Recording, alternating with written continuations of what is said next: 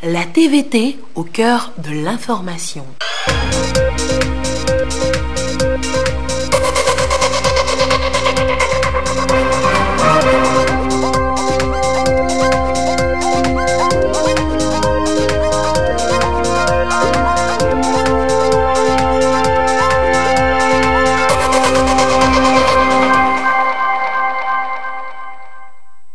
Madame, Monsieur, bonsoir. Merci d'être au rendez-vous du 20h sur la télévision togolaise.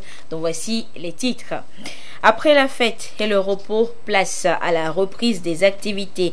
Quelle ambiance a régné en ce jour dans les entreprises, les marchés, les images dans ce journal. Et puis vous découvrirez également dans cette édition les prévisions économiques du gouvernement pour cette nouvelle année 2019 pour permettre à notre pays, le Togo, d'être toujours sur sa lancée de réformes. Voilà pour les titres. Et nous débutons avec ce communiqué du gouvernement.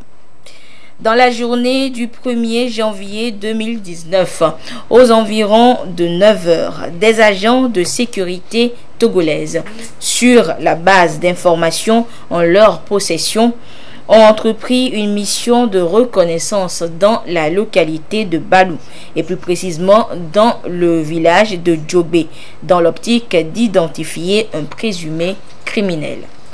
Au cours de la mission, ils se sont retrouvés fortuitement en face d'un individu comme étant le criminel qui, ayant sans doute eu l'information, s'est préparé à se défendre en recourant à une machette.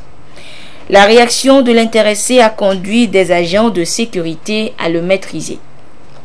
Suite à son arrestation, son épouse a alerté les habitants du village, notamment les jeunes qui se sont organisés pour s'en prendre et lyncher les agents de sécurité.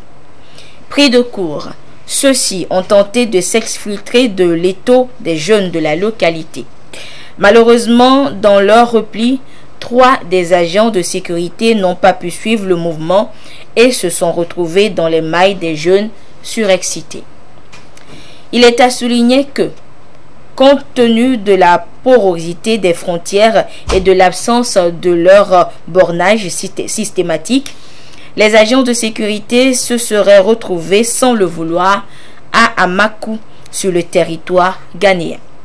En outre, les populations habitant de part et d'autre de la frontière étant les mêmes ethnies et parlant les mêmes langues, les agents de sécurité ne se sont pas rendus compte qu'ils ont traversé par méconnaissance la frontière. Le gouvernement togolais tient à exprimer ses regrets au gouvernement du Ghana pour cet incident. Il voudrait également le rassurer que toutes les dispositions seront prises afin que ce genre d'incident ne se répète plus. Il demeure convaincu que cette situation malencontreuse n'aura pas d'impact sur les excellentes relations d'amitié, de fraternité et de bon voisinage qui ont toujours existé entre les deux pays et leur peuple.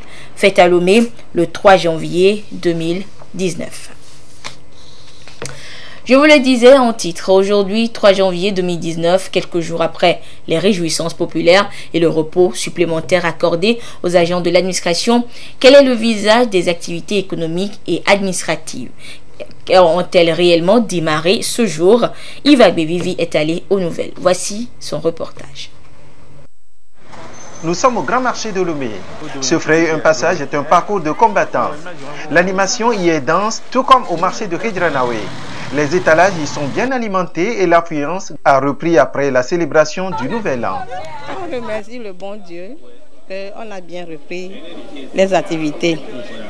On est dedans et on espère les 12 mois à venir qu'on pourrait réaliser ce qu'on n'avait pas pu les 2018, là, 2019, on espère. Ça va dans l'ensemble. Ouais, nous sommes qu'au tout début des choses, de la reprise des activités. Et hier c'était un jour férié, presque tout le monde était à la maison. C'est maintenant on a repris les activités.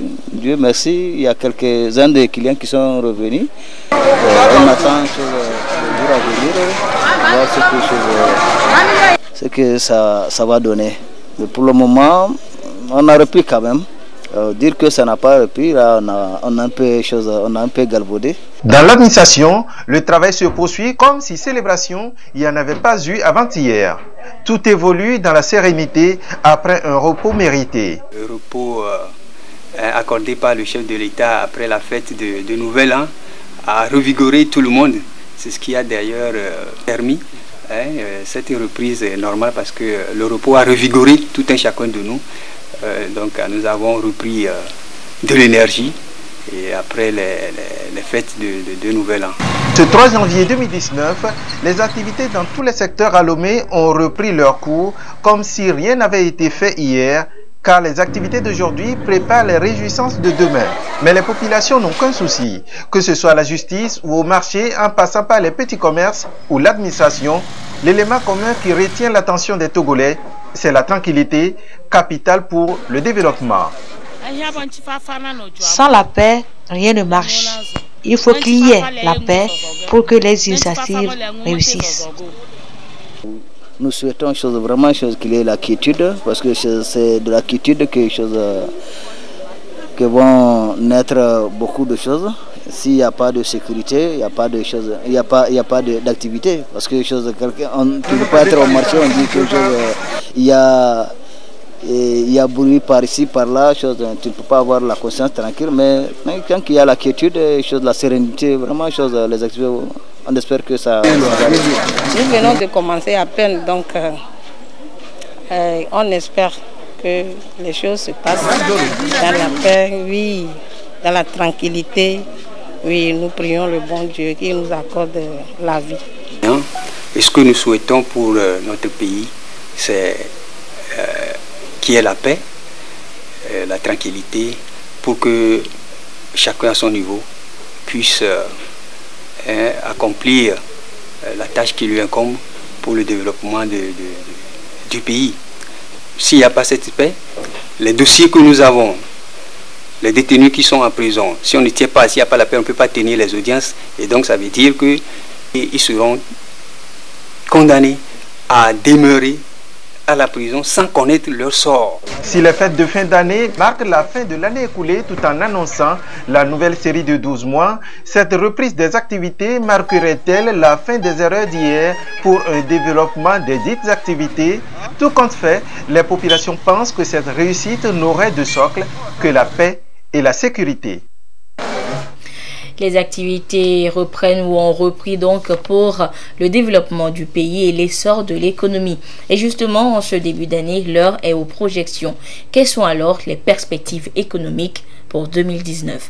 Carmen Madjiakako nous les fait découvrir dans le dossier qui suit.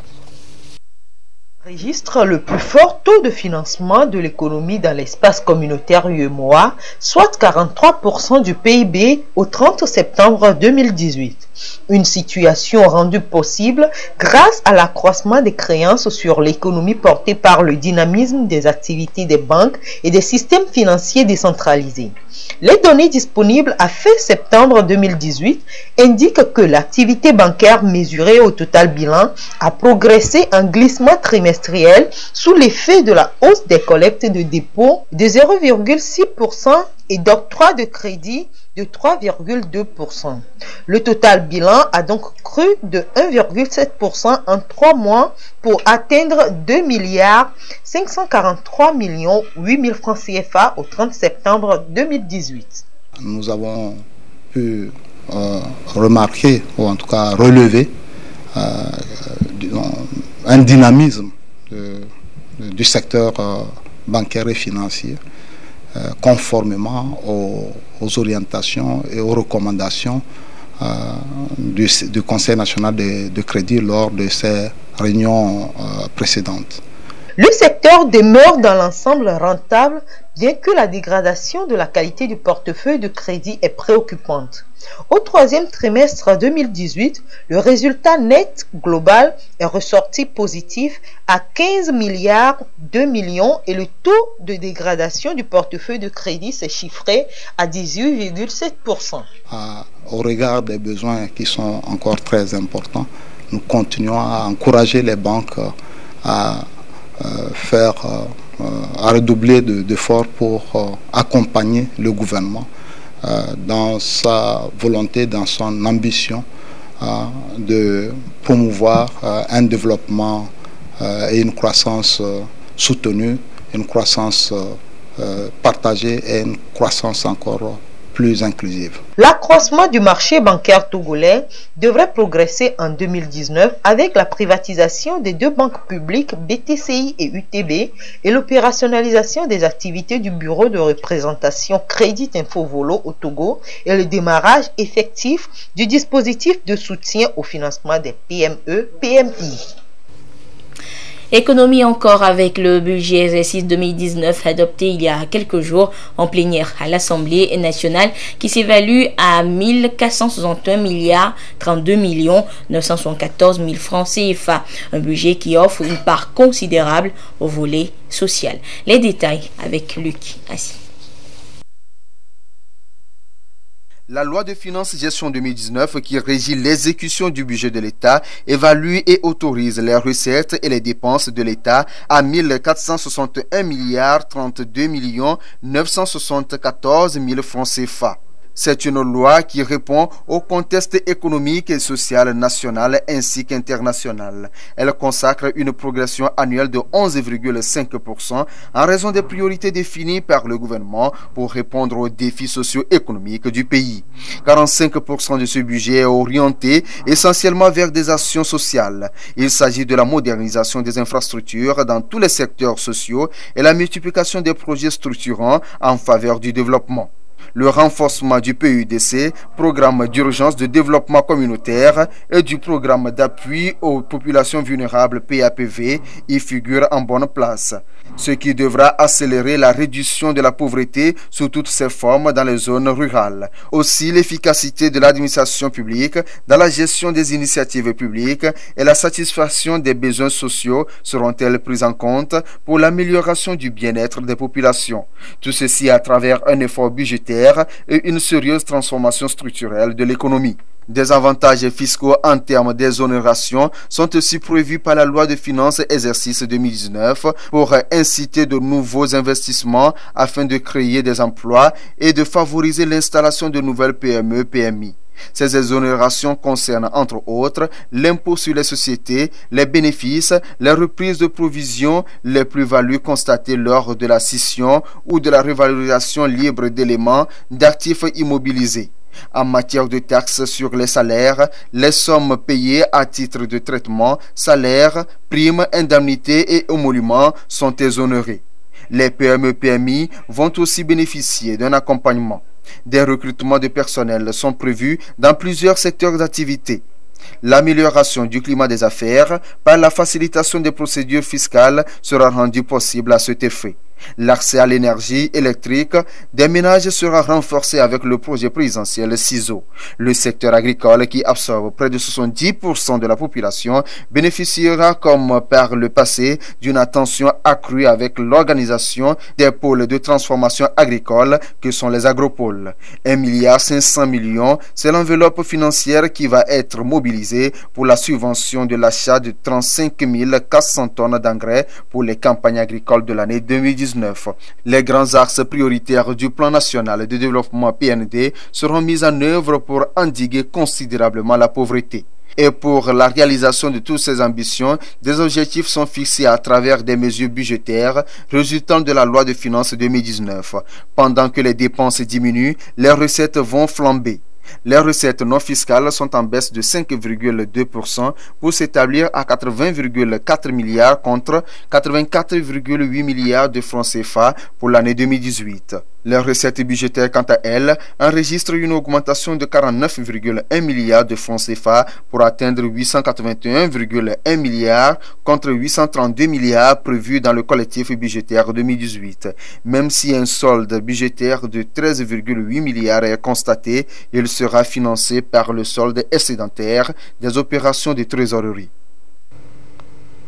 Restons toujours dans le secteur économique pour évoquer l'inclusion financière qui se concrétise de plus en plus au Togo. 4 ans après la mise en place du Fonds national de la finance inclusive FNFI, on enregistre 800 000 bénéficiaires avec 1,5 million de crédits octroyés pour 70 milliards de francs CFA. Les bénéficiaires regroupés au sein de fédérations se mobilisent sur le terrain en appui aux services financiers décentralisés pour que l'esprit entrepreneurial et l'éducation financière soient une réalité dans notre pays. Augustin Kossi. Plus de 70 milliards de francs CFA, 1,5 million de crédits octroyés pour 800 000 bénéficiaires. En 4 ans, le Fonds national de la finance inclusive FNFI a tracé la voie de la finance pour tous au Togo.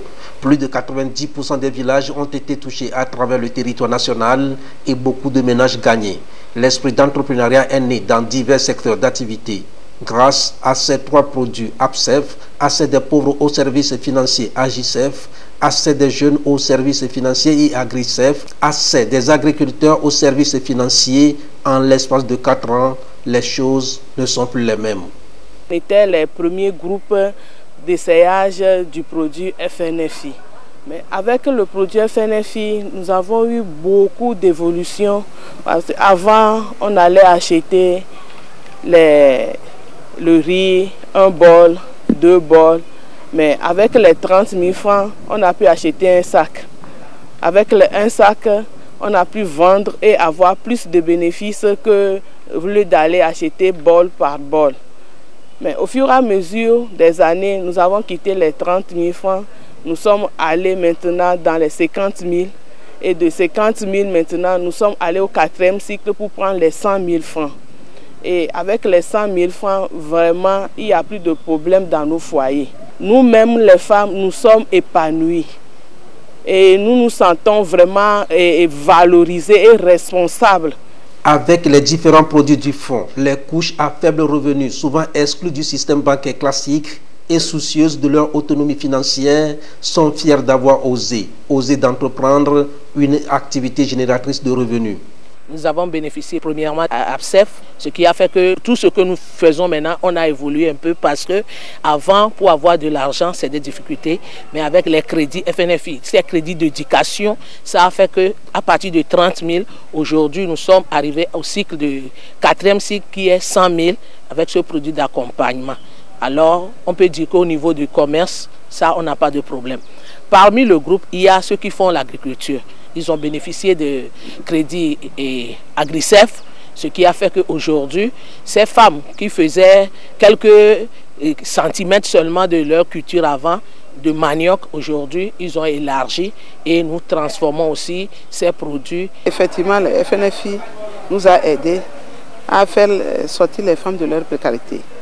Et nous avons aussi pu pouvoir créer des petites micro-entreprises à certaines femmes. Nous, comme nous sommes formatrices, nous les avons aidées et elles ont créé leur petite micro-entreprise. Et ça a marché. Moi, certaines femmes sont maintenant, elles ont dépassé le 4e prêt et elles sont maintenant autonomes dans les microfinances qui nous gèrent. Elles sont déjà à 150 à 200 000 francs. Et grâce aux campagnes de sensibilisation et d'information menées sur le terrain avec l'aide des fédérations des bénéficiaires des services financiers FEBCF, le taux de remboursement est jugé satisfaisant. L'éducation financière, la gestion d'une micro-entreprise sont devenues une réalité. Avant, on mélangeait l'avoir, l'argent qu'on a avec le bénéfice. Mais aujourd'hui, avant d'avoir bénéficié de ce fonds, on nous forme sur l'activité génératrice de revenus, comment gérer une entreprise. Et cela nous a beaucoup aidé dans plusieurs domaines. Et depuis 2015, les membres du bureau ont accompagné le FNFI dans ses multiples activités, notamment les sensibilisations sur le terrain, l'accompagnement au recouvrement, l'accompagnement en éducation financière. Parce que vu le nombre croissant de personnes qui sont de plus en plus bénéficiaires des crédits FNFI, elles ont senti le besoin de se former pour pouvoir être mieux organisées pour accompagner les bénéficiaires sur le terrain. Aujourd'hui, le FNFI, c'est plus de 70 milliards de crédits octroyés, 1 500 000 crédits pour 800 000 personnes. Le bureau national de la FEBECEF ainsi que les membres des bureaux doivent accompagner toutes ces personnes pour pouvoir faire une utilisation efficace de ce volume de crédit et pouvoir entreprendre dans de meilleures conditions. Les résultats de tous ces mécanismes et dispositifs mis en place le démontrent si bien. Le FNFI, 4 ans après, a des effets indirects et induits sur le développement à la base et sur la lutte contre la pauvreté.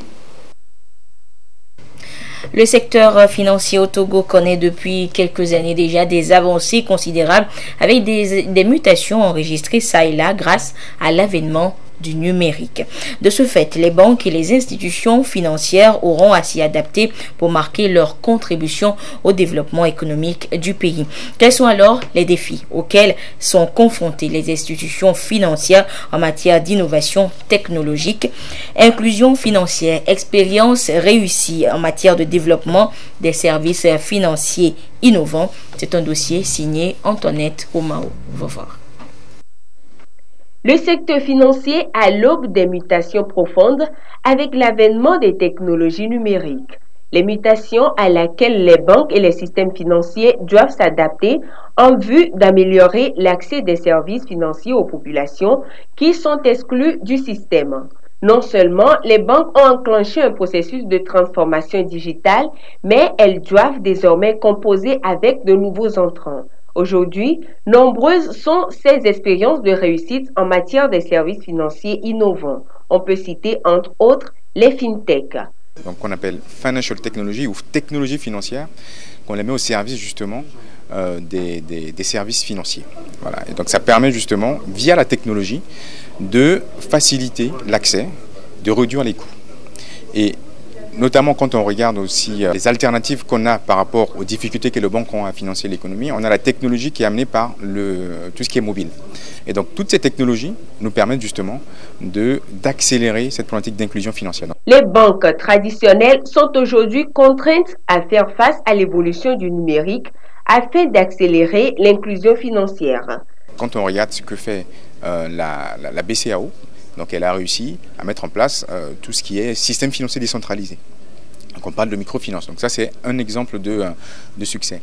Donc la finance islamique est un exemple aussi de réussite au fait dans le cadre de l'inclusion financière. Voilà. Donc, quand on combine tout ça, donc on va avoir la microfinance, on va avoir la finance islamique, on a la technologie et il y a aussi des offres combinées. Il y a des défis et il y a des choses qui... Quelques soucis techniques, nous reviendrons donc sur ce dossier dans nos prochaines éditions. Sachez également que la préfecture d'Agoignivé et sa délégation spéciale veulent offrir un cadre propice aux commerçants de petits ruminants pour la promotion de leurs activités. Elle leur a construit un marché à bétail à Adétikopé. Le compte rendu avec Rachel Aoukou. Bienvenue au marché à bétail de Togblekopé d'Egomé. Ici se fera désormais la commercialisation des petits ruminants pour le compte du canton de Togblekopé. Le site s'étend sur 1 hectare et comprend plus d'une soixantaine d'étalages et 2 entrepôts. Plusieurs commerçants se sont enregistrés et animent déjà le site. Le bétail pour la plupart vient de la région des savanes et un dispositif est mis en place pour aider les commerçants à booster leurs affaires. Ensemble avec la coopérative islamique des finances, nous avons essayé de financer près de 10 millions déjà à nos frères commerçants pour qu'ils aillent acheter le bétail. Et un suivi doit être fait.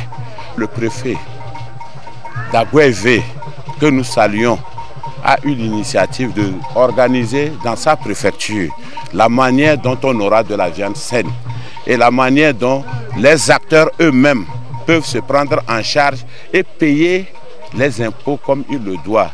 Un marché à bétail dans le canton de Togblekopé, un projet réalisé conjointement par la préfecture d'Agoignivé et la délégation spéciale de la préfecture d'Agoignivé qui veulent répondre aux besoins sans cesse croissants de la population en matière d'infrastructures commerciales. C'est donc pour répondre à un besoin et également permettre aux jeunes qui ont choisi d'entreprendre dans le commerce de petit bétail de trouver un cadre idéal pour faire leurs affaires. Le marché de petit bétail de Dégomé ne remplace pas les autres marchés officiels qui existent, comme le marché de Kakaveli ou le marché de Boissimé.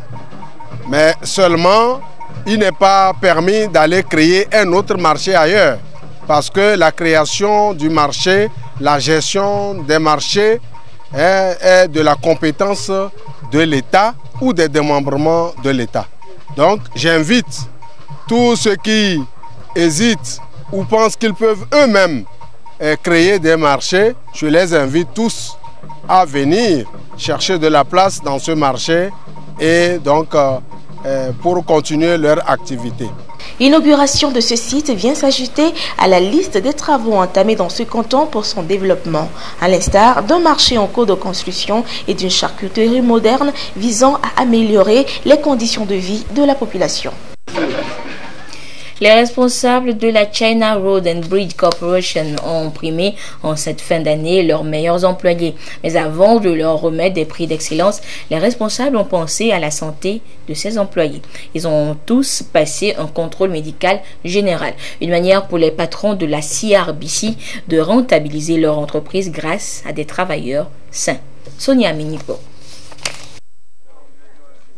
Les employés de l'entreprise chinoise China Road and Bridge Corporation CRBC en charge de la construction des routes et ponts au Togo soumis ici aux examens médicaux de routine. C'est une consultation qui a essentiellement porté sur la glycémie, la tension artérielle, la prise de poids en passant par la fréquence cardiaque à la prise de sang pour l'analyse chimique dans le corps.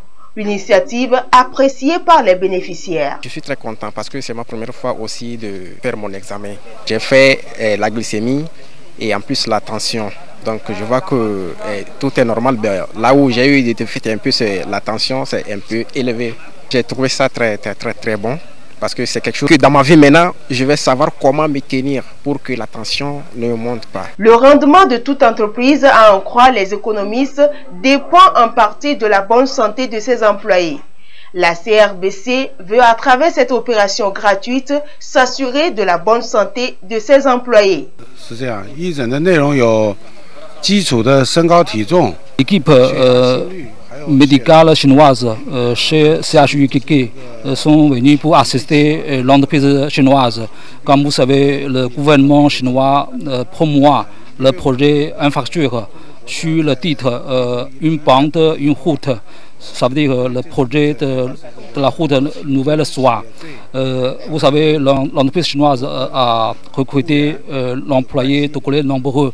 Donc pour l'équipe médicale chinoise, Dr Zhang pense qu'il a l'obligation de fournir un soutien sanitaire aux entreprises chinoises pour fournir les soins médicaux aux employés de l'entreprise chinoise. Mais ça veut dire qu'il a maladie détectée au cours de cette consultation bénévole.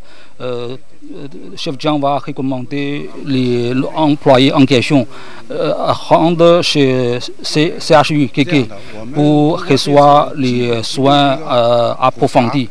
Si en cas nécessaire, l'équipe médicale chinoise va lui livrer la prescription, l'ordonnance, aussi va lui donner des médicaments. Une occasion également pour l'équipe médicale chinoise de sensibiliser les employés sur les maladies sexuellement transmissibles et le VIH/SIDA. Je vous redonne lecture une fois encore de ce communiqué du gouvernement. Dans la journée du 1er janvier 2019, aux environs de 9 heures, des agents de sécurité togolaises, sur la base d'informations en leur possession, ont entrepris une mission de reconnaissance dans la localité de Bag, et plus précisément dans le village de Djobé, dans l'optique d'identifier un présumé criminel. Au cours de la mission, ils se sont retrouvés fortuitement en face d'un individu comme étant le criminel qui, ayant sans doute eu l'information, s'est préparé à se défendre en recourant à une machette. La réaction de l'intéressé a conduit les agents de sécurité à le maîtriser. Suite à son arrestation, son épouse a alerté les habitants du village, notamment les jeunes qui se sont organisés pour s'en prendre et lyncher les agents de sécurité. Pris de court, ceux-ci ont tenté de s'exfiltrer de l'étau des jeunes de la localité. Malheureusement, dans leur repli, 3 des agents de sécurité n'ont pas pu suivre le mouvement et se sont retrouvés dans les mailles des jeunes surexcités. Il est indiqué que, compte tenu de la porosité des frontières et de l'absence de leur bornage systématique, les agents de sécurité se seraient retrouvés, sans le vouloir, à Amakou sur le territoire ghanéen. En outre, les populations habitant de part et d'autre de la frontière ayant les mêmes ethnies et parlant les mêmes langues, les agents de sécurité ne se sont pas rendus compte qu'ils ont traversé par méconnaissance la frontière. Le gouvernement togolais tient à exprimer ses regrets au gouvernement du Ghana pour cet incident. Il voudrait également le rassurer que toutes les dispositions seront prises afin que ce genre d'incident ne se répète plus. Il demeure convaincu que cette situation malencontreuse n'aura pas d'impact sur les excellentes relations d'amitié, de fraternité et de bon voisinage qui ont toujours existé entre les deux pays et leur peuple. Fait à Lomé le 3 janvier 2019. Et nous ouvrons à présent la page des sports, la première page des sports de cette année 2019 avec notre ami de tous les jeudis, Claude Ama. Claude, bonsoir. Bonsoir Anita. Claude, première page des sports de cette année, donc déjà, bonne année.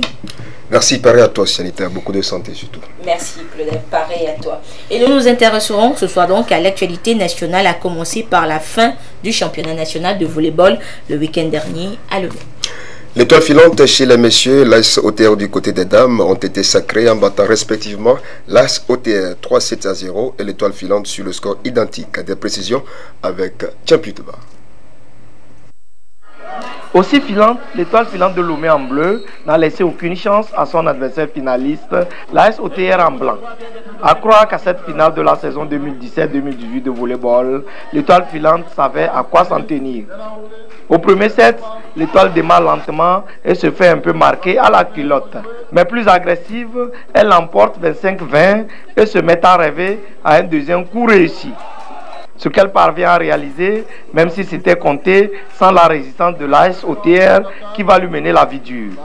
Deuxième manche aussi serrée, à l'issue de laquelle l'étoile se détache 25-23. Puis le ciel du volleyball togolais, pour le compte de cette saison, se dégage pour l'étoile filante de Lomé. Celle-ci achève avec la manière son adversaire au troisième set, 25-17, soit 3-7 contre 0 pour l'AS OTR qui par contre était en forme du côté des dames.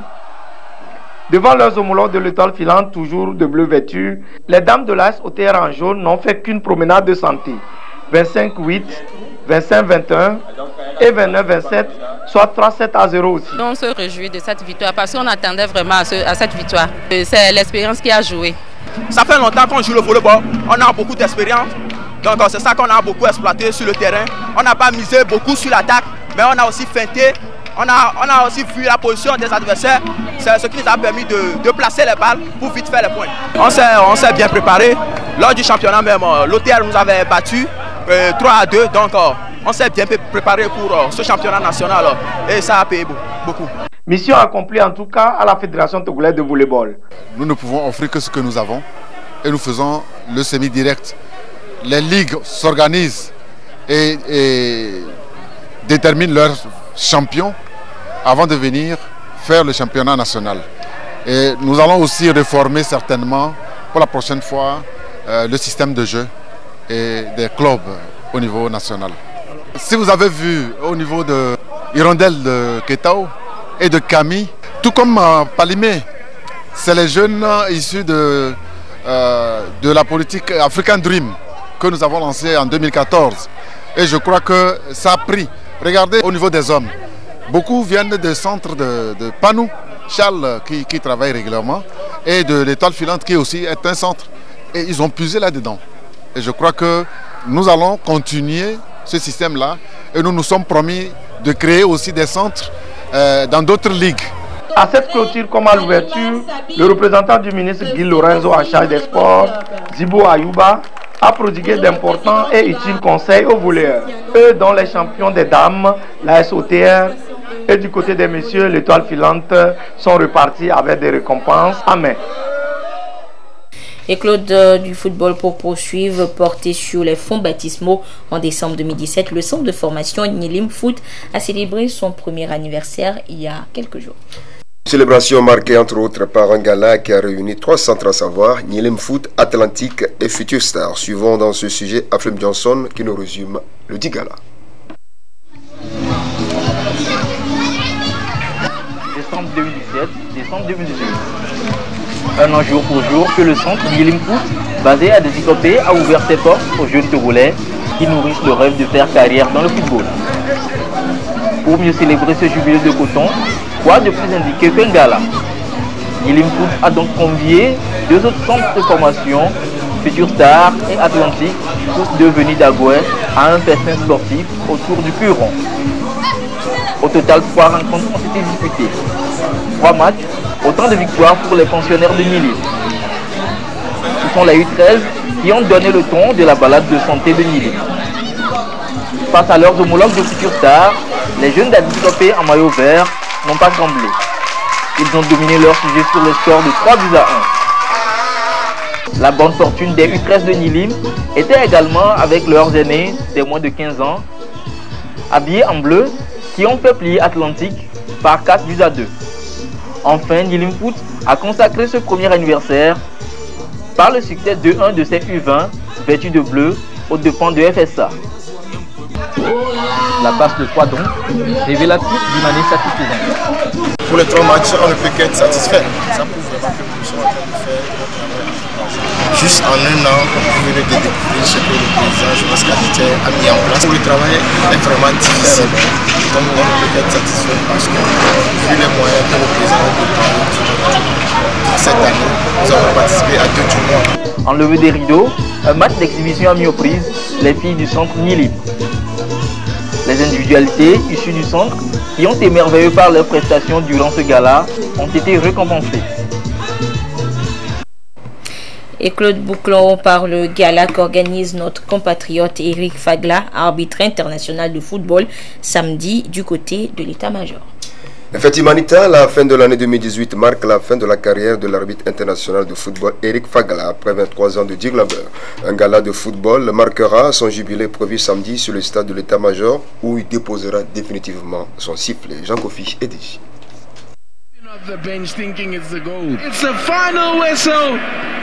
Après 23 ans sur l'aire de jeu, l'arbitre de football, l'international togolais Eric Kokou Fagla met fin à sa carrière.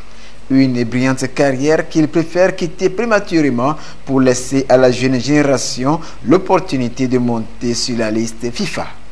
Une liste sur laquelle il a passé 16 ans et où il a porté haut le drapeau togolais à travers les compétitions continentales. Ce samedi, il marque son jubilé de fin de carrière par un gala de football.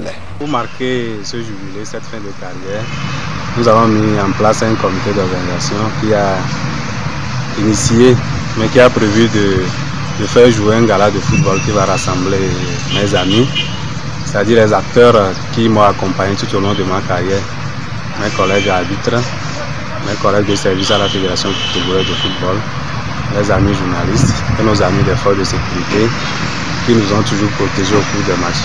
Ce gala se déroule sur le terrain de l'état-major général des forces armées togolaises. Le public y est convié. Je convie tout le public sportif togolais, tous ceux qui m'ont connu, tous ceux qui m'ont accompagné. Sans eux, je ne serais pas arrivé là où j'en suis aujourd'hui. Donc tout le monde est invité à venir nous assister sur le terrain de l'état-major le samedi 5 février à partir de 7h00. Eric Fagla a débuté sa carrière en 1994. Il reste l'un des meilleurs sifflets que le Togo ait connu sur le plan national qu'international. Marita, voilà, c'est tout pour la première part des sports de l'année 2019. Jean Kofi et Dédi sera au rendez-vous des sports détente samedi. Merci Claude et on se donne rendez-vous jeudi prochain pour notre page des sports. Merci chers téléspectateurs de nous avoir suivis. Excellente suite de nos programmes sur la télévision togolaise. Au revoir.